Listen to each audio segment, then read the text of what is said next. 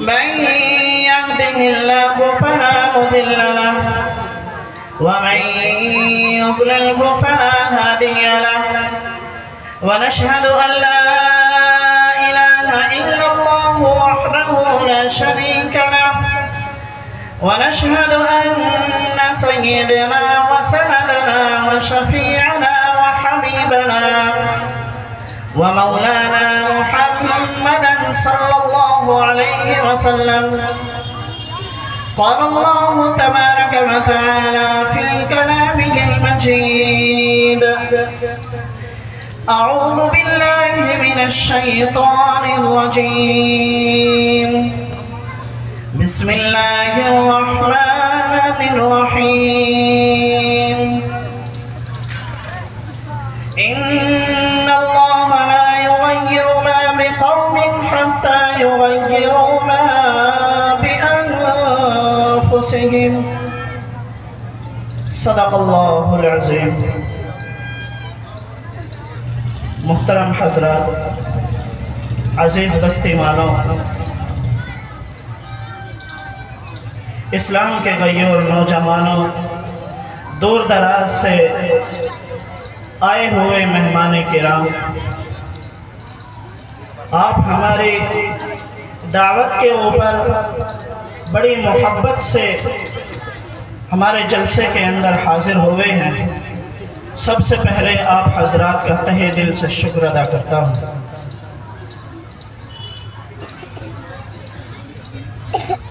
محترم حضرات، میں نے آپ حضرات کے سامنے وقت کی نزاکت کو دیکھتے ہوئے، وقت کی قلت کو دیکھتے ہوئے ایک آیت کا چھوٹا سا ٹکڑا قرآن کریم کا آپ حضرات کو سنایا ہے. انشاءاللہ اسی پر ہی بات کرنے کی کوشش کروں گا. اللہ تبارک و تعالی قرآن کریم کے اندر ارشاد فرما رہی ہیں ان اللہ لا یغیر ما بقوم حتی یغیروا ما بانفسهم. اس آیت کریمہ کے اندر اللہ تبارک و تعالی نے یہ ارشاد فرما دیا، یہ بتا دیا کہ جب تک کوئی قوم اپنی حالت خود نہ بدل لے، جب تک کوئی قوم اپنے آپ کو کسی کام کے اندر نہ ڈال لے، جب تک کوئی قوم اپنے آپ کو کسی سانچے کے اندر داخل نہ کر دے، اس وقت تک اللہ تبارک و تعالی بھی اس کی مدد نہیں کرتے. یعنی کہ اس جلسے کے اندر بار بار آپ حضرات کو اعلان کیا جا رہا ہے اور بتایا جا رہا ہے کہ آپ کا جلسہ ہے تو آپ کو پندان کے اندر آنا ہے، لیکن آپ نہ جانے کس وجہ سے ابھی تک اپنے گھروں کے اندر بیٹھے ہوئے ہیں. اگر آپ اپنے آپ کو اس طرف ڈھالیں، اپنے آپ کو اس طرف چلائیں کہ ہم جلسے کے اندر چلے جائیں، تو پھر اللہ تبارک و تعالی آپ کو انشاءاللہ جلسے کے اندر پہنچا دے. بہرحال اللہ تبارک و تعالی کسی قوم کی حالت کو اس وقت تک نہیں بدلتا جب تک کہ وہ خود قوم اپنے آپ کو بدلنے کی کوشش نہ کرے. اور جب کوئی قوم اپنے آپ کو بدل لیتی ہے تو پھر اللہ تبارک و تعالی کی طرف سے اس کے لیے مدد بھی آتی ہے. اللہ تبارک و تعالی کی اس کے اوپر رحمتیں بھی آتی ہیں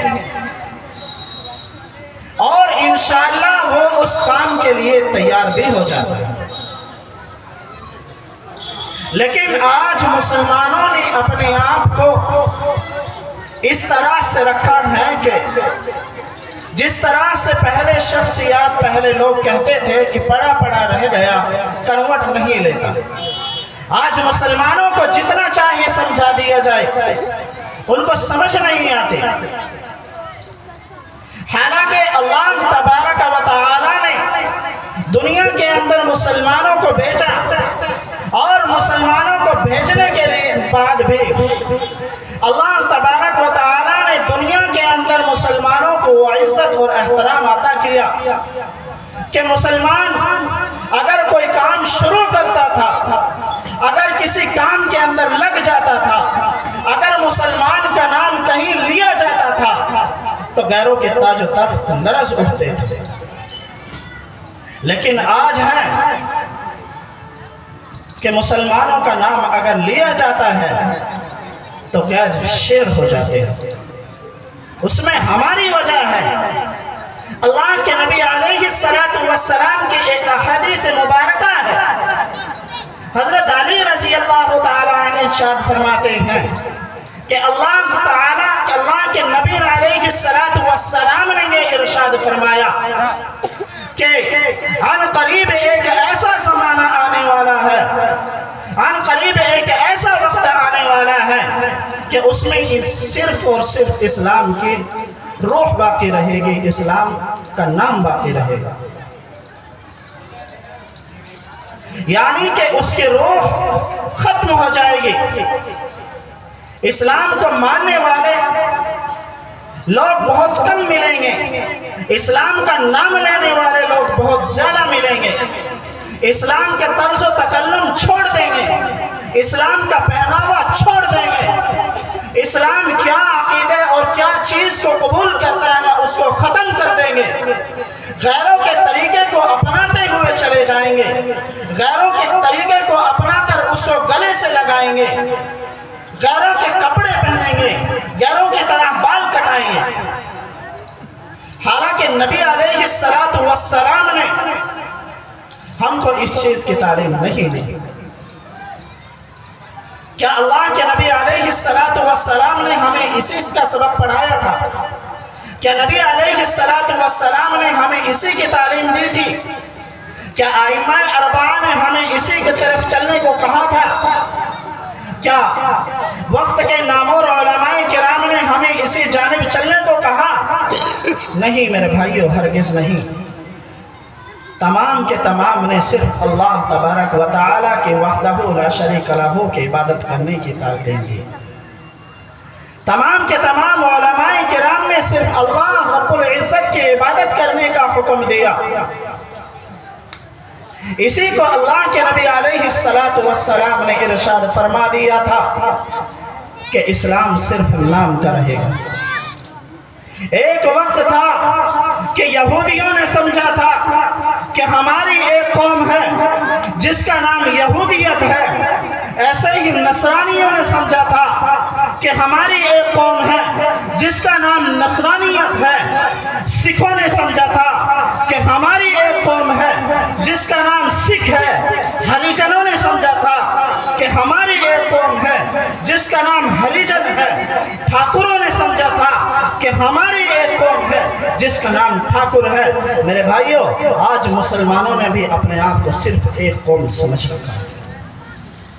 حالانکہ اسلامی رہن سہن، اسلامی قوانین، اسلامی حدود و قیود مسلمانوں سے کچھ اور ہی تقاضے کرتے ہیں. آج ہم صرف اسلام کے نام لینے والے رہ گئے. آج ہم اگر کسی دوسرے کے سامنے اسلام کا کوئی کام پیش کرتے ہیں، اگر ہم اسلام کی فضیلت بیان کرتے ہیں، اگر ہم اسلام کے لیے کسی کو بلاتے ہیں، اگر ہم کسی بھائی کو اب نماز کی تعلیم دیتے ہیں، اگر ہم کسی کو روزے کی تعلیم دیتے ہیں، اگر ہم یہ کہتے ہیں کہ اللہ نے تجھے مال دیا ہے تو اس میں سے زکوٰۃ ادا کر، تو میرے بھائیوں، اس کہنے والے کو آج کا زمانہ یہ ہو چکا ہے کہ اس کو حقارت کی نظروں سے دیکھا جاتا ہے، اس کو کمزور سمجھا جاتا ہے، اس کو یہ کہا جاتا ہے کہ آج اس کی کوئی حیثیت نہیں. آپ اپنے وقت میں دیکھ سکتے ہیں کہ ہمارے ائماؤں کو کتنی عزت دی جاتی ہے، ہمارے مدارس کے علماء کو کتنی عزت دی جاتی ہے. ایسا نہیں کرنا چاہیے. ایسا ہوا تو کیوں ہوا؟ اللہ کے نبی علیہ السلام نے ارشاد فرما دیا تھا، لا یبقى من الاسلام الا اسمہ، یعنی کہ اسلام کا صرف نام باقی رہے گا. اور آج ہمارے اور تمہارے سامنے ہے. ہم کہتے ہیں کہ مسلمان ہیں، لیکن مسلمان ہونے کا کیا ہمارے پاس میں کیا کام ہے، ہم کیا مسلمانوں کا کام کر رہے ہیں، اس کا ہمیں پتہ نہیں. اس لیے میرے بھائیوں، اب یہ سوچنا ہے کہ مسلمان آخر کار تمام تک آلام و مصائب کے خوفناک طوفان میں گھرا ہوا کیوں نظر آ رہا ہے؟ آج مسلمان پریشان کیوں ہے؟ آج ہماری مساجد و مدارس محفوظ کیوں نہیں؟ آج ہماری بہن و بیٹی کی آبرو محفوظ کیوں نہیں؟ آج ہمارے ایمان کے اوپر ڈاکہ کیوں ڈالا جا رہا ہے؟ آج ہمارے اوپر طرح طرح کے ظلم کیوں ڈھائے جا رہے ہیں؟ آپ ایشیا کے تمام مسلمانوں کو دیکھیے، اگر کوئی قوم پریشان حال ہے تو اس کا نام مسلمان ہے۔ آپ وقت کے اندر ہی فلسطین کے مسلمانوں کو دیکھیے، اگر کوئی قوم پریشان ہے تو اس کا نام بھی مسلمان ہے۔ آپ امریکہ کے اندر چلے جائیے، اگر وہاں کوئی قوم پریشان ہے تو اس کا نام بھی مسلمان ہے۔ اگر آئیے آپ اپنے ہندوستان کے اندر دیکھ لیجئے، اگر کوئی قوم پریشان ہے تو اس کا نام بھی مسلمان ہے۔ تو میرے بھائیو، میں اپنی بات کو بڑے ہی مختصر کرتے ہوئے آپ حضرات کو یہ بتاتا چلوں کہ اگر ہمارا یہ حال ہے، ہم ہر طرح سے پریشان ہیں، تو اس کی وجہ ہم ہیں، اس لیے کہ ہم نے اللہ تبارک و تعالیٰ کے دربار کو چھوڑ دیا۔ ہم نے رسول اللہ صلی اللہ علیہ وسلم کے احادیثوں کا پامال کیا۔ ہم نے رسول اللہ کے صلی اللہ علیہ وسلم کے بتائے ہوئے راستوں کو چھوڑ دیا۔ آپس میں اخوت و خودداری ہمارے اندر نہیں رہی، نمازوں کی پابندی ہم نہیں کرتے، زکوٰۃ ہم نہیں دیتے، روزے ہم نہیں رکھتے، شراب نوشی ہم کرتے ہیں، زناکاری ہم کرتے ہیں۔ اس لیے میرے بھائیو، اللہ تبارک و تعالیٰ نے آج ہمارے اوپر یہ حالات نازل کیے۔ آج ہمارے اوپر اگر یہ حالات ہیں تو یہ صرف اور صرف ہمارے گناہوں کا نتیجہ ہے۔